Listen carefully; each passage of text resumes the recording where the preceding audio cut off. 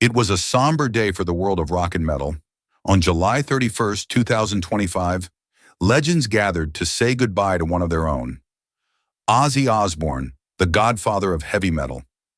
The ceremony, held privately at Ozzy's Buckinghamshire estate, drew an eerie lineup of music royalty. Among them stood Rob Zombie, silent and solemn, dressed in his signature black leather and long dreadlocks, laying a dark floral wreath beside the grave marked Prince of Darkness. That moment, quiet, haunting, and symbolic, reminded the world just how much of a force Rob Zombie has been in shaping the horror rock culture Ozzy helped birth. In paying tribute to Ozzy, Zombie once again stepped into the spotlight, not for controversy, not for a new project, but for the legacy he's part of and continues to carry forward. So, who is Rob Zombie? And why does his presence at such a funeral mean so much? This is the story of the man who merged music and horror into a lifelong brand of madness. Rob Zombie was born Robert Bartlett Cummings on January 12, 1965, in Haverhill, Massachusetts. He grew up in a working-class family, deeply fascinated by classic horror films, monsters, and the dark side of pop culture. While most kids his age were watching cartoons, Rob was studying old Universal monster movies and developing a love for everything bizarre and grotesque.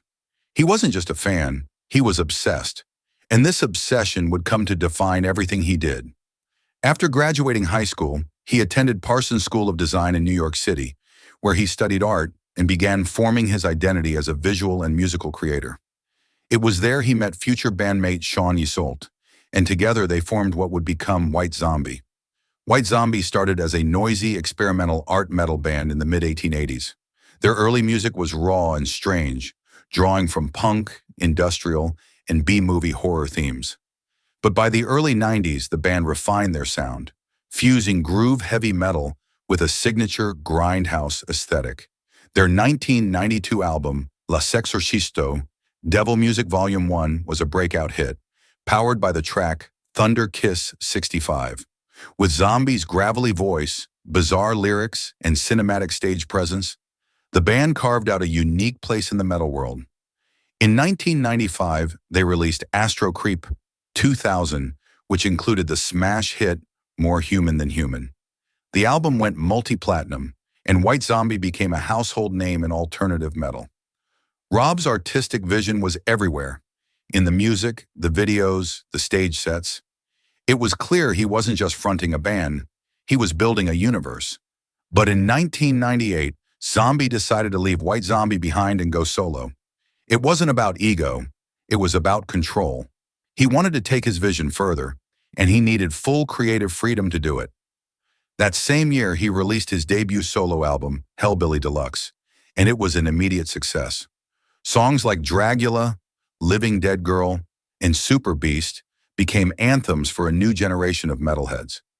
The album combined industrial beats, metal riffs, and spooky samples from horror flicks, signature Rob Zombie. What set Zombie apart from other rock stars was his full embrace of the macabre. He didn't just sing about monsters, he lived them. His concerts were theatrical productions, complete with ghouls, fire, and visuals pulled straight from vintage horror. He became a brand, an icon of horror metal culture. Every element of his music and image was carefully curated to feel like stepping into a twisted, psychedelic carnival of death. As his music career flourished, Rob Zombie made a bold move. He decided to become a filmmaker. In 2003, he released his directorial debut, House of 1,000 Corpses, a wild, brutal, low-budget horror film that paid homage to 1970s grindhouse cinema. Critics were split, but fans loved it. The film became a cult classic and cemented Zombie's place not just as a rocker, but as a horror auteur.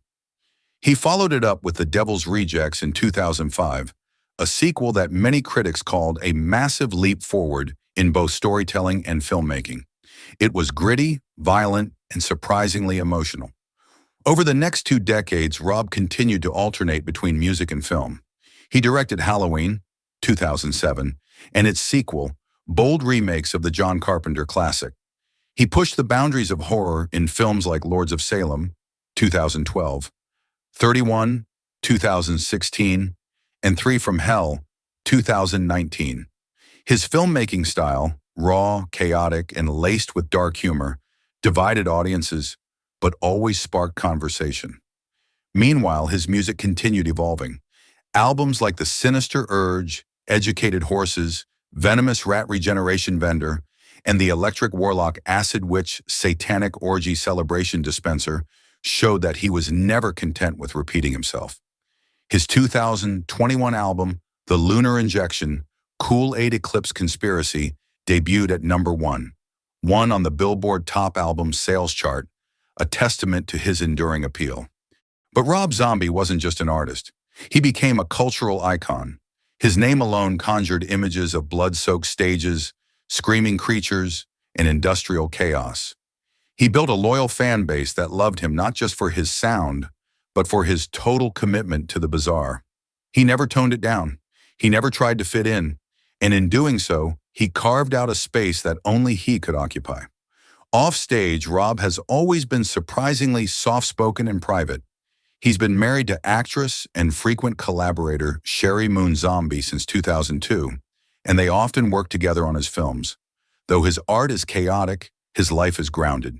He's a vegan, an animal rights advocate, and famously disciplined in his work ethic. There's a balance to Rob Zombie that surprises people.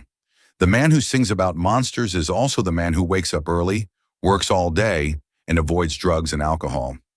Over the years, Rob's influence has stretched far beyond music. He helped define the horror metal aesthetic that now influences everything from fashion to video games. His visuals and themes have inspired countless artists who came after him, and his loyalty to his creative vision, no matter how weird or unpopular, has earned him massive respect across the entertainment industry. So when news broke that Rob Zombie was among the rock royalty present at Ozzy Osbourne's funeral, it wasn't just another celebrity appearance. It was a passing of the torch. Ozzy and Zombie have always shared a creative kinship. Both are theatrical, outrageous, and unafraid to embrace darkness. Both took the weird and made it powerful. Ozzy was the godfather of metal madness, but Rob Zombie was his rebellious spiritual son. Their careers, while different in era and approach, ran parallel in their love for shock, horror, and transformation. Rob showing up to Ozzy's funeral wasn't just a gesture, it was a statement, a salute from one master of chaos to another. As Rob Zombie stood by Ozzy's grave, fans around the world reflected on the legacy of two men who gave voice to the dark, the strange, and the misunderstood. And in that moment, Rob became more than a performer. He became a keeper of the flame, the horror rock flame that started with Sabbath, exploded with Zombie, and continues to burn today. As of 2025, Rob Zombie is still active in both music and film. He's currently working on a new album and has teased another horror film in development. He continues to headline festivals and tour globally, always bringing with him the same unrelenting energy he had when he first stepped onto a stage in the 1980s. He's not slowing down. If anything, he's just getting better at being Rob Zombie. What makes him truly unique is his total immersion in his art. He doesn't dabble in horror. He lives it. He doesn't wear costumes. He is the costume. Every song, every film, every show is a continuation of the same strange dream he's been building for over 30 years. And it's a dream that his fans are still eager to enter. So yes, we're talking about Rob Zombie because he attended a funeral. But that moment reminded us of something deeper. That Rob Zombie is one of the last true icons of rock and horror. He doesn't chase trends. He doesn't soften for the masses. He stays exactly who he is, a heavy metal horror master with a vision all his own. Rob Zombie once said, "Be yourself. Everyone else is already taken." And he's lived that motto to the fullest, covered in blood, roaring through a wall of sound, and never blinking at the darkness. That's Rob Zombie, and that's why we're still talking about him.